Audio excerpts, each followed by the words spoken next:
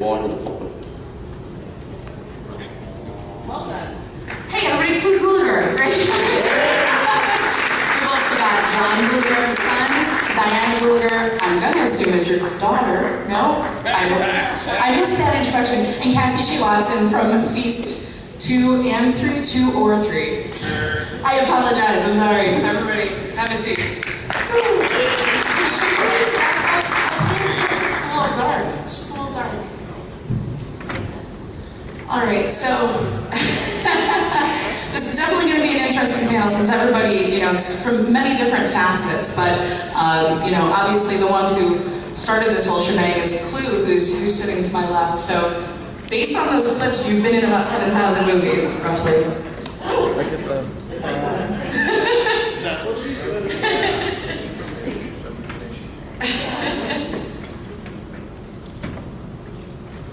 So yeah, you've been in a lot of films, obviously. It's like a family reunion here. Do any of you like to watch movies? Yes. That's why we're here. Everybody likes movies. Does this come out? Yeah, it does. Yeah.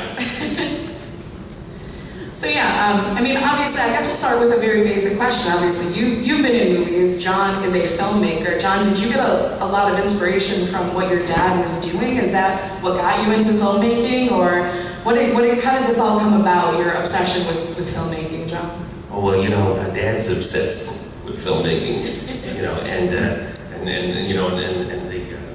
sort of putting films together. So we've been doing that forever, but actually my friend Dan Cotman came to me in the 7th grade, and Dad had gotten me a Super 8 Vivitar camera to do, because I wanted to do stop motion animation. That was my big thing. But then he said, hey, we have to make something for the science fair. So we made our epic, Everybody's Dead film on the back lot of Universal Studios, and secretly, and so that was kind of, and Dad would drive me on the hood of the car, and I'd be shooting, those are dolly shots, and we'd have a little dry ice making smoke, in front of the lens, because everybody had died from pollution. And, so if the back lots, they're all these buildings, but they're empty, because, in my world, because everybody was dead. So it's like Vincent Price should be running around, and Charlton Heston, where is everybody, Anthony Zerbe, I'm here. One of the things that, we have a lot of fun in a festival like this. I do, I hope you do. I guess you do, you wouldn't come here. And Lloyd is, Lloyd, the guy who runs this thing, to be commended because he put it all together for us, people who love film like he does. He's not here, but when you go home, you can think of him. This is fun, but in reality, what I do is very, very, very serious to my way of thinking. Cassie and I and Diane, and actually John and Sue, we're all actors. And it's a very serious kind of work for us. For me, it is. It has been all of my life. I've worked at, 60 years, I guess. And as an example of that, I played a part called Billy the Kid in a show called The Tall Man Before You Guys Were Born. It was a Western. And it was a pretty good show, for what entertainment. We rode horses. I was always the one on top. And we had a kind of I remember one time, this is why I think it's a very serious thing, acting. One time I had to put my love, Conchita, it was in New Mexico territory, and I put Conchita on a horse, sent her off down the road, kind of in the sunset, and I was standing there, and the camera was on me. I was supposed to be the hero, the romantic guy, and I was standing there, the camera was on me.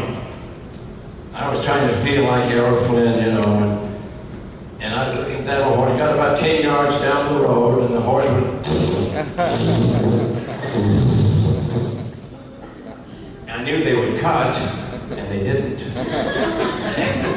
And that horse just kept going with Conchita, and I was there looking, trying to be romantic. And I realized that I was in a very serious business at that point.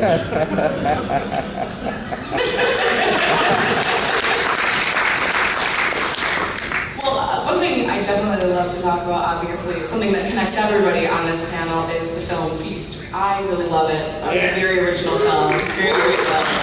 And I'm curious, Sean, did you bring the script to your dad and say, hey Dad, what do you think of this? Or how did that come about that you brought him in? Well, this was kind of a weird deal because I actually directed that because there was a contest. There was an internet contest called Project Greenlight. Oh, yeah, the Matt Damon, Ben Affleck. Yeah, and so you know, I would always edit my friends' entries into it, but I would never enter. And then finally, the third year, and I would never take payment. So he just entered me into the contest on his own as payment for shooting and editing his piece, his entries and stuff like this. So he paid the entry fee. A friend of mine, Tom Bliss, and then then I did all the things that you had to do to compete, that kind of thing. So I ended up winning the directing contest, and my friends, who are my friends now, Patrick and Marcus, wrote the script for Feast, and which was originally like a $40 million movie. They say submit a script you can shoot for $1 million, and they submitted a $40 million movie. So that should be a lesson to everybody here.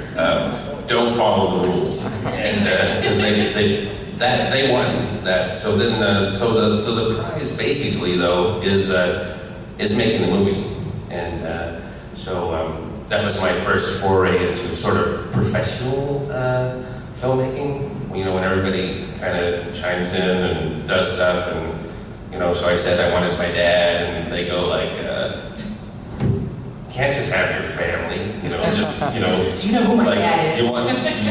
You want your dog too? And so that was the beginning of an education. And but anyway, and eventually Diane was in it. Diane was Army mom. She gets her leg cut off, and we, tie bombs to her and blow her up, while she's getting raped by a little monster. That's why she looked familiar. And then Dad played the bartender. But originally, the body bombs were not supposed to be strapped on her. They're, more shoved in her. But that was a little too graphic for those guys. So that didn't happen. And that's supposed to be new. Oh yeah, and she was naked. Because, she's dead. Because, now was there, I just wonder, obviously we know who Clue is, we're horror nerds. Do people tend to say, oh, you must be related to Clue, and do you get noticed on your own merit now that you've become an established filmmaker, or growing up was it more like, oh, he's your dad? How was that growing up? It's both. I grew up always like you're Clue's kid and stuff. But every 5 years there's like a new audience. We find, and so it's really weird. So there's some people, few that have never seen Return of the Dead, or have never seen any of those other things, and have seen Feast of all things. So there you go. You just never know. Well, that leads to an interesting question. I want to talk more about Feast and the sequels, but I'm just curious, of your dad's films, what is your favorite? There's a short that I made for a film theater. It's a retrospective theater where we show old films. Quentin Tarantino's film house in New York and Hollywood. And I made a short for it one time. John shot it, and we made it. Well, it's part of a documentary. Do you have that here at all? I do. Is that up at all? Yes. That's my favorite. Maybe we should show. It's a true story. We filmed it. I made a short about a true story. It happened to me when I was. Well, don't. It's another documentary. We're going to show a little clip from this documentary, and then also we have the original Feast trailer, before it changed and stuff like this. Okay. I brought that also. Okay. One of Oh, the that's guys great. knows. But hey, can we turn the lights off and just continue on with the little documentary? Physical impediment or a severe physical disability, or when you're very young, you have a kind of a We turn all the lights trauma or psychological trauma, even that you try to compensate when you get older by going into acting. I mean, that's just a theory I have, and you want people to notice you, to give you positive attention, you know. And Is this a they like sex? you to even love you. Is this the sex part of the So- show? This is something I never talk about. It's very tough for me to talk about it, but when I was born, I had a really bad deal. Bad, severe disability, a big, bad impediment. And the doctor said, it's inoperable, that Mr. Gulager, Mrs. Gulager, your son won't live past the age of 4. So my people were middle class people, very tough. They couldn't handle that answer. They didn't have anything except their boy and me. So my father said, well, shit, goddammit, I will perform the surgery. I will operate. So he did. He rented a small clinic in Gulager, Oklahoma. He hired a nurse, and he hired a surgeon's assistant. And all the neighbors came around and watched. Relatives from the mountains came in and watched. There was a guy in the neighborhood that had a Bell and Howell camera.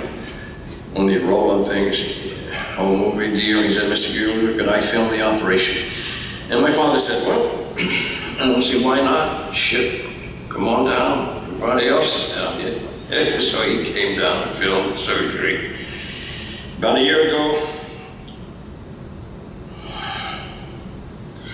this is rough to talk about, guys. About a year ago, I went into a storage place my father had and found a canister, had the film in it, spools, film. I said, John, to my oldest filmmaking son, can you put this together for me? Is it salvageable? He looked at it, he said, no, I don't think it is, pretty far gone. I said, well, try it. So he tried it, and he put together what he could, frame by frame. It's pretty rough, and he put some music with it. I've seen it.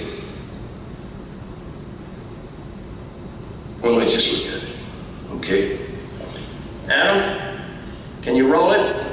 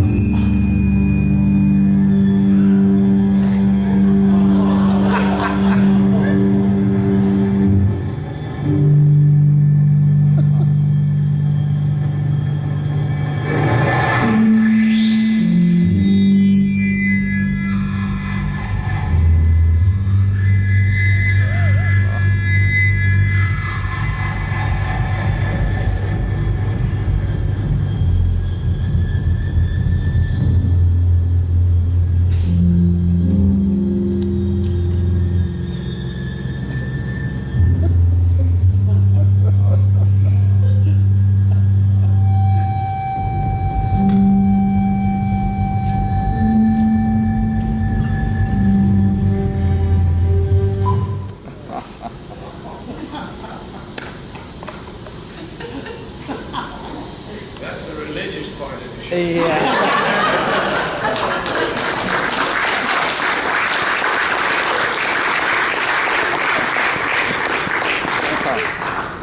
that does not lead into talking more about Feast, I really don't know what could at this point. I do have the original Feast trailer. Should we just show that?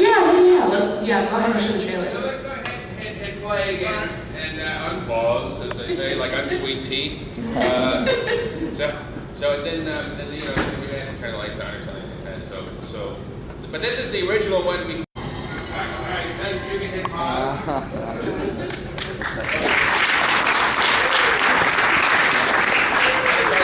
a big bad Diane, you know, just out of trouble. So, I mean, from the beginning, did you have an idea to make this a trilogy, or just after the success of the first one, is that when you decided to make the next two? This woman, We didn't have any idea at all. This woman here, this actress from Longview, lives in Dallas, and acts here, just finished a beautiful film with your resident actor, Glenn, and it'll come out soon, but she really did it. Is this your first major thing? That one. Yeah, Second. second one. But she's one of the great actors in this part of the nation, and very, very gifted, and she likes Texas so much she doesn't want to leave it, so she tries to get in motion pictures. She auditions around the Southwest and works in regional film and some major films that cast here. She's very gifted. I've been trying to get her to come to Hollywood, but she loves Texas and she has her love here. Her Stephen, another great acting artist, lives here and she doesn't want to leave them. I don't blame her. She's found happiness, so she's a very gifted artist. Well, Cassie, I'm curious, what was your experience working on, with John and Clue, and can you talk a bit about that for us who nerd so much over John and Clue? Oh, okay. So, this is my audition moment, and all I did was really scream and say a couple words, but, and you get on set and you think, okay, this is my second movie I've ever done, so I'm just like, they're not gonna give me the time of day or even acknowledge that I exist, and I get on set, these people treat you like you're like a star. And then you feel privileged to be a part of this team, because it is a team. It's not just, oh, Diane's the lead and she's amazing, or, John, he's the director and he's hot shit. It's a team. And they treat you like you're part of that, even though you just stepped on set. And I filmed with them for about 2 weeks, and I can tell you this, out of all the films I've done, I know at least 30 films since then, and this is the most memorable film, maybe because it was my second one, my first monster movie. But just working with this group of people was the most memorable thing I think I've ever experienced as far as on set. They're wonderful people to work with. So if you were invited out to Hollywood to do another movie with John, would you be there for it? Oh, absolutely. Absolutely. The sex movie we're casting right now. I spoke too soon. Is anyone in here, when Dee was in here talking about Cujo, she had Peter Medic fired for wanting to do nude scenes. Yeah, like, so that's what it's like, when you work with the stars and stuff, it's tough, between you and the actors, it's pretty interesting. Have you, just out of curiosity, anybody on your set, is everybody pretty low-key, or have there been any divas on your set, male or female? They're all divas. No, Especially the family. well, yeah, I mean, it's kind of a family affair up here. Talk a bit about the relationship that all of you have on set. Does everybody obey you because you're the director, or is it just pretty much like being at home? Well, each movie's different. Feast was just, had its own insanity because it was the first thing we'd ever done. We had to fight, during the casting and stuff like this. Diane, finally got in as biker queen or Harley mom.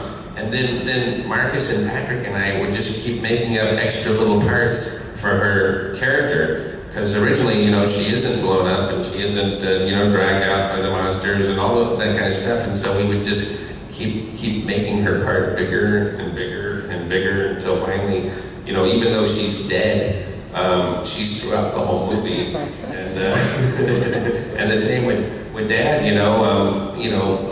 Half of the team, realized like, oh my gosh, that's Clue. That's his dad. And so then Dad was the bartender, and he agreed to do it. And he would come hours early to the set. Everybody else was kind of, some people would come late, some people would miss their planes and not get there. I constantly asked to be excused. Yeah, everybody want to go home early, and Dad would be there, 2 hours early. I'd get to the set, it'd be dark, and Dad be in the corner,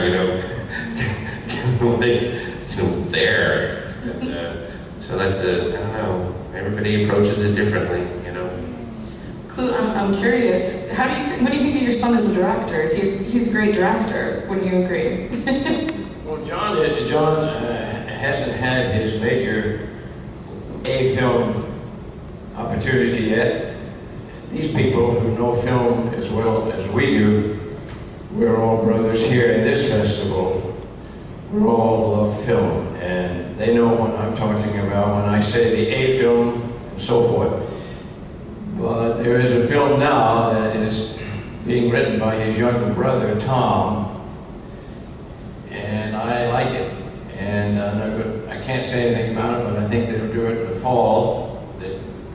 And I hope Cassie's in it, and Stephen, her boyfriend, and Diane, and me, and a lot of our close friends who are actors. But it's a real good piece of writing and a true story, and I'm hoping that will be the kind of thing. It's not a horror film, but it is in its own way very quietly horror. So we're hoping that will happen for him. As far as directing goes, I've worked with hundreds of directors, and Spielberg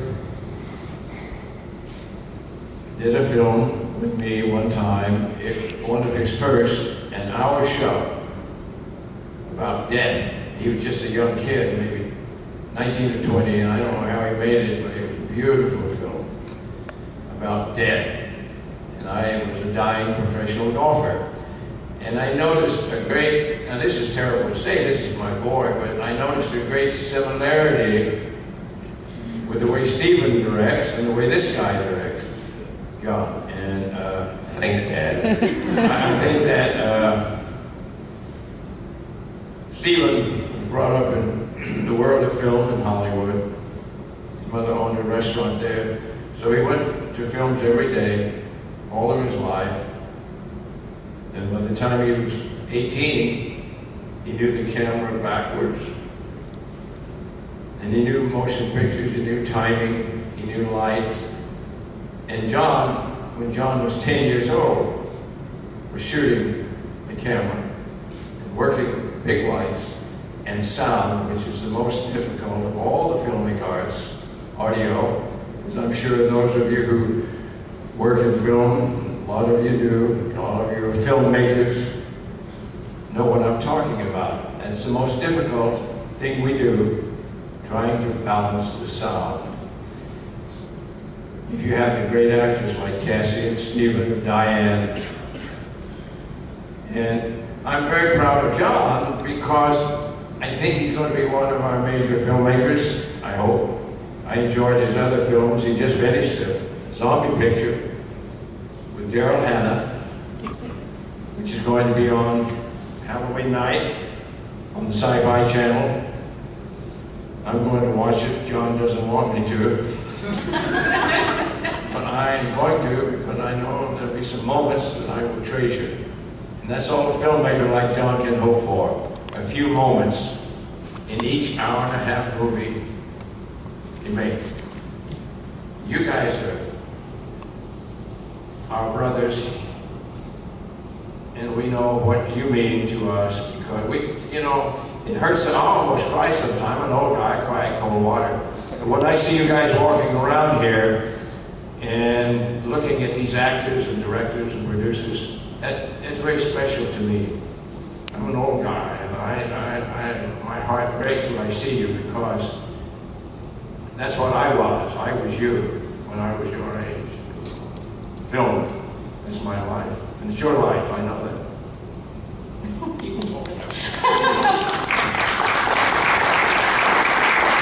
I'm curious to know, so obviously now we know about one project that John has coming up, but what's on the horizon for you, and are these guys involved?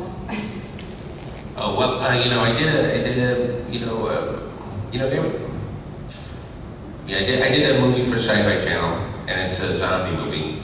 It's old, slow zombies, and it does come out Halloween night. But it was interesting because now most of you are too young, but when I was younger, there was a TV show called The Partridge Family, and the mother in The Partridge Family is this woman Shirley Jones, and she actually is an Academy Award winner for a movie called Elmer Gantry. She played a whore. It's always a good thing. The heart of gold. And so she's in this. So I got to turn Mrs. Partridge into a zombie and kill her. But does anyone want to see Mrs. Partridge as a zombie for a moment? We can't show you much. This is just, I'm not even supposed to show this, but this is just a little bit from just the first assembly, because some of you guys are filmmakers, and you know that you shoot the film, and then you kind of struggle through all the footage and sort of put it into an order. But it's before you really get into the nitty-gritty, of the editing and the minutia and the coloration and all those things that sort of bring it out, and the effects and everything like this. So right now there's not like all kinds of gore or anything like this on this, but it's just so fun to. Oh yeah, and don't put it on the internet, because we'll get in trouble. Put your phones away now. Yeah, go on. Hey, can we show another little thing? But it goes on from there. That was Mrs. Partridge trying to bite her daughter, Daryl Hannah, for Blade Runner. I don't know if anyone ever saw it. It's very awesome. So Mama Partridge tried to kill Splash. Yes, we have so Miss Partridge tried to kill her daughter, Pris. Yeah, I was actually going to get to a couple of questions before we wrap up. So, anybody have any questions for? It's funny. I was worried about this panel because of so many different people, but this ended up being my favorite panel. You guys are hilarious. Anybody? This is called you can go home and tell your show. This is the penis show. You saw a 5-foot prosthetic penis, and that's what. Wait, that wasn't real? That's what we do in Hollywood. We make penis pictures. I used to see when I was driving that around in my car, and I needed to stop at the stoplight, with the whole length of my car. Cassie's a very religious girl. She teaches music and things in church, and she can go home now and tell her students that she saw the penis film. I think Very it'd be big nice. penis. Very big. Any questions about the penis? What about this guy? Any questions about him or anything like that? There we go. Sure. So how did you get involved with the Prawns then? How'd that come about? Oh, the Piranhas. The way it always comes about, you just get some phone call, and it's Bob Weinstein going, Gulager, Piranha, you want to do it? Because that's also how Feast 2 and 3 came about. We were at a party, we crashed, some kind of Golden Globe party or Academy Award party or something like this, and we're walking by, and it's Bob Weinstein, and we cross paths. Gulager, Feast 2 and 3, you want to do it?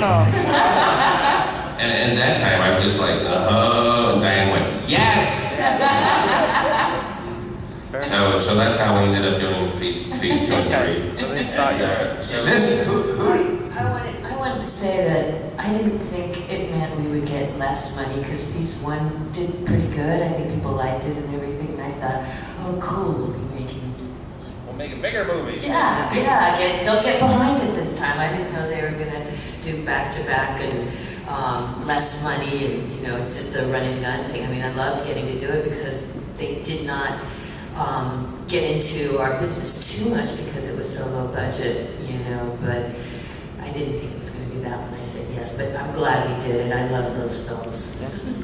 Yeah, Diane got to learn to ride a motorcycle, Oh, and she cool. went through a fence, a wooden fence. And, you know, David Hasselhoff, you remember Sure. him? Oh, yeah. He was in Piranha. John directed him there, and he was very funny. He worked out. I saw it several times, and David was very gifted in that. And John let him work, but he called John one time and said, "Could I have a piranha?" And John said, "Well, you didn't help us promote it." And he said, "I want a piranha fish." So they made one up. This is for David, but he's never picked it up. But this is David Hasselhoff's fish. Maybe. I was gonna make a horrible joke about Wendy's. I just don't want to do it when he was eating that burger on YouTube. I just don't want to get into it. But anyways, He thought that's what we were going to do to him in the movie, see? You know, and I didn't want to do that. In fact, the first draft of the script was substantially different from this. It was him, but it was like a kind of a play on JCVD, where he's really down and out. There were no girls in his room or anything like that. And he trades like an autograph for like half a bottle of liquor from the liquor store. You know, he's there to do a personal appearance. And, but he didn't want to do that version. And but it was like really, it could have been pretty cool. This is a very, very heavy prosthetic, literally. If you want to lift it after we stop, come up here. I guess John will let you lift it because you wouldn't think it was this heavy. But it flew through the air, these things did, and if they hit you, it knocked the shit out. You should come up and lift it. It's really, isn't it heavy? it is. I couldn't lift it with one hand. You know, and you say, well, you know, it's okay, it's very safe making movies. Actors they have it easy. But if one of these hits you in the head, What I'm waiting is for somebody to take this part of the audio and overlay it over the penis movie, you know. One of those hits you in the head, it's all over. No, but I really All to the face. I really want to thank you guys for taking the time out for this panel. It's been really amazing, so thank you so much for coming out.